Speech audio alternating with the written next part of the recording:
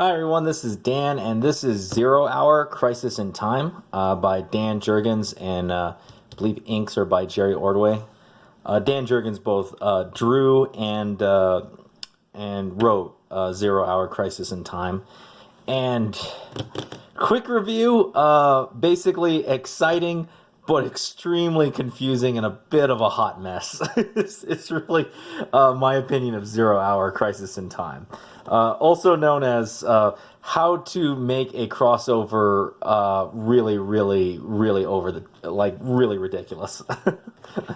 So Zero Hour, one thing I'm going to make a quick complaint about right off the bat is that Zero Hour kind of starts you off with these previews, Sum Zero Part 1 and Part 2, and you get introduced to this is a linear man, and then this is Wave Rider, and they're kind of talking about timelines and time stuff. So I want to make a quick comment. I'm not a big fan of time travel stories. In fact, the only comic book time travel story I really like is Days of Future Past. And I'm not actually a huge fan of the other time stories done by the X-Men. I'm kind of very 50-50 about Rachel Summers. And even Cable, to a degree, I'm not that, I like Cable, the character, but the storylines involving him are a little bit, bleh.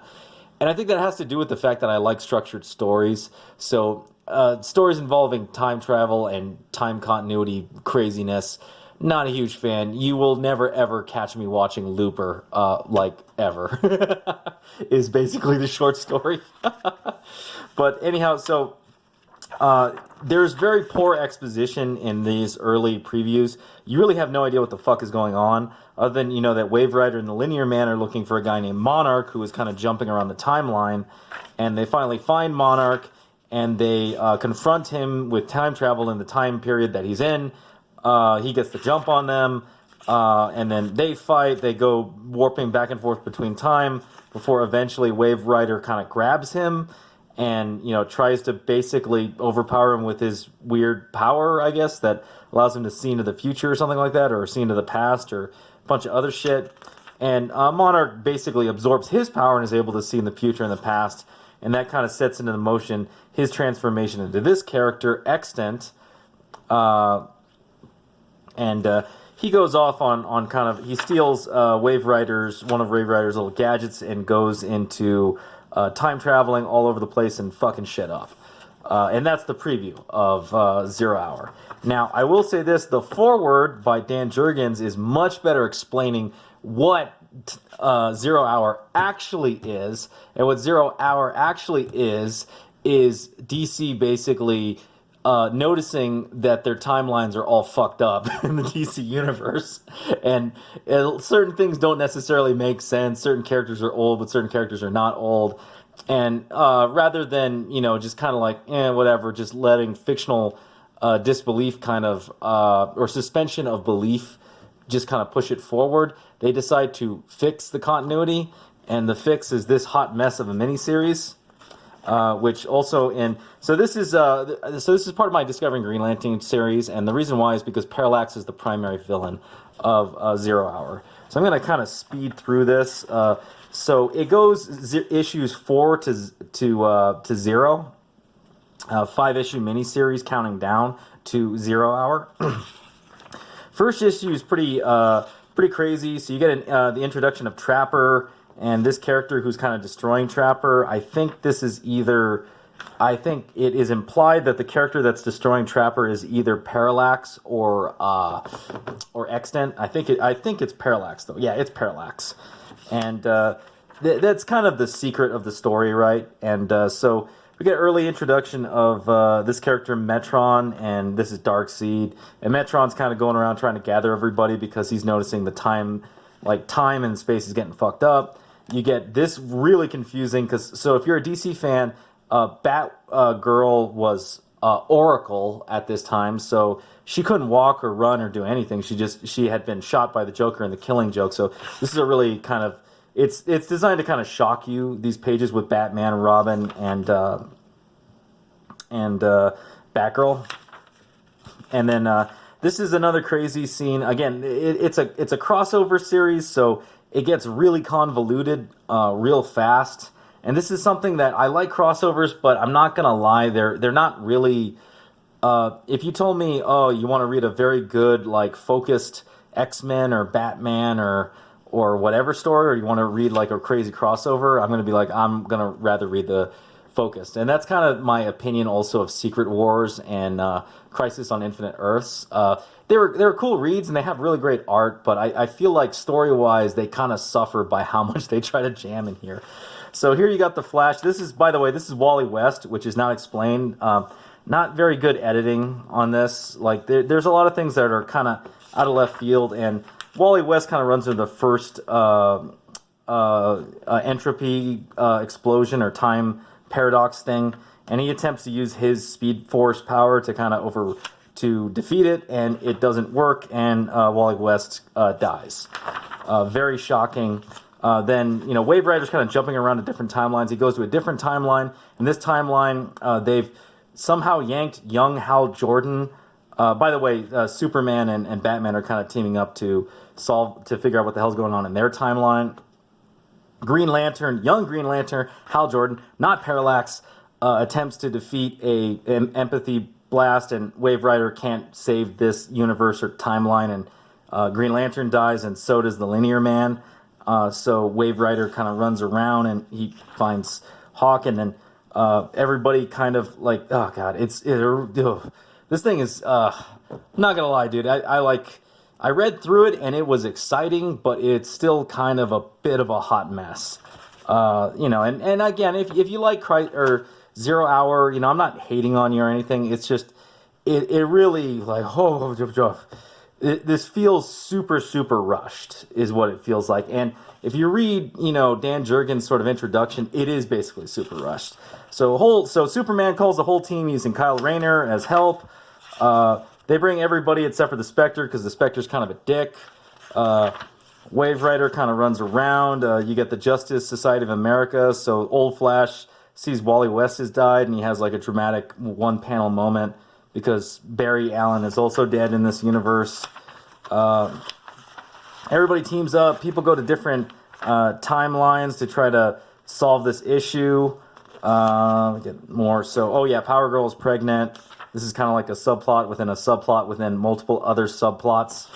Yeah, things just kind of jump around. And there are so this is a really cool image, and I got to give Dan Jurgens credit. His art is fantastic, but Jesus Christ, is this freaking miniseries just whoa, too many characters. And the worst part about it is just you have so many characters, and they all just kind of feel like filler, right? Like a lot of these characters, like Shazam gets like a couple lines. So as far as there's this dramatic DC universe changing moment. And really, in this miniseries, the main, characters are it's going to be Superman, Batman, Adam. For some reason, Guy Gardner gets a shitload of lines. I don't know why. The Batgirl from another timeline gets a lot, But it's so many characters that it starts getting too convoluted. And I don't know. I mean, I will say this. I liked Crisis on Infinite Earths more than Secret Wars. But I'm not going to lie. Secret Wars is... actually, both of them are better written than 0 Hour. But Secret Wars definitely did a much better job of balancing the number of characters and their motives than this comic series did. And it gets, what the hell, it gets super confusing. So Justice Society goes into some timeline and they try to fight Extant, and Extant just basically fucks them up. The other heroes go in a different time. Hawkman gets transformed. I think eventually, Wave Rider gets freaking absorbed and killed. And anyhow, I'm just going to move forward real quick here because it's just freaking ridiculous after a while. The Justice Society of America, they get changed really old and they have to retire. We go over and fight a bunch of different characters. This guy dies. I don't know who he is. I don't know what he matters, but, it's not explained, so whatever. I'm just going to ignore it.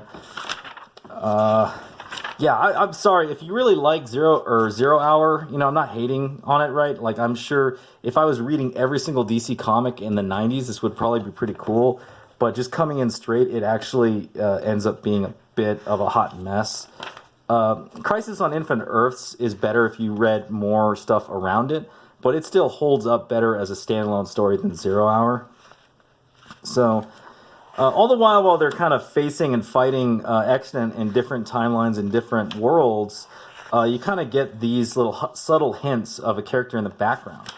And it finally gets explained in issue 1 of Zero Hour, and that is the reveal of Parallax, right? So it turns out Hal Jordan was the one behind everything, and he was kind of commanding X-Men to do a lot of the stuff that he did. He knocks out Superman, by the way. He has all the power of the power battery, as you remember from Emerald Twilight. And I will say some of the lines are pretty cool, and in the context of the terrible decision of Emerald Twilight, the motivations of Hal Jordan make sense in this story. And do I like it? No, because I hate Emerald Twilight. But you know, as far as like a villain where the motivations of what occurs in Zero Hour makes sense, it makes sense that it's Parallax, right? And anyhow, so it turns out the base motivation of Hal is that he is upset about what happened, and he's trying to use the chronal power to basically remake the universe and right all the wrongs that he saw, right? So the heroes don't like that. They eventually fight him. Spectre fights him. He fights Spectre, and I think kind of defeats Spectre. They all kind of team up to try to overpower Parallax. And eventually what ends up happening is finally Green Arrow, Oliver, he loses it, and he's just tired of seeing Hal Jordan as a villain, and he actually draws an arrow on Parallax. And he doesn't have a chance, but Kyle Rayner is able to sort of hold him up and basically pull a freaking Goku Raditz set without getting shot himself from Dragon Ball, and that's the end of Hal Jordan. He dies killed by Green Arrow. And, and timeline explodes and weird shit happens, and basically the whole purpose behind this is so DC Comics could just do this. Basically rewrite the entire timeline, I guess. I don't know. So I'm gonna be honest, like if you're really, really into DC Comics, Zero Hour is probably pretty freaking cool. I'm not a fan because I don't like crazy timeline continuity stories like this. The furthest I will go is Days of Future Past, and then anything past that is kind of like, no, this is too ridiculous. And it's also a continuation of Hal Jordan as a villain, which I don't like, and I don't agree with that decision. Though I will say that Dan Jurgens, he didn't ruin the character. He represented it as Ron Marz had written it. But editorial-wise, I was not a fan. And I just kind of feel this miniseries feels kind of rushed, and there's just so much context that you need, at least in my opinion, to really understand what the hell is going on in Zero Hour, that you really, I feel like you have to read a lot of other stuff with DC in order to really understand it, more so than Crisis on Infinite Earths. But that might be my opinion.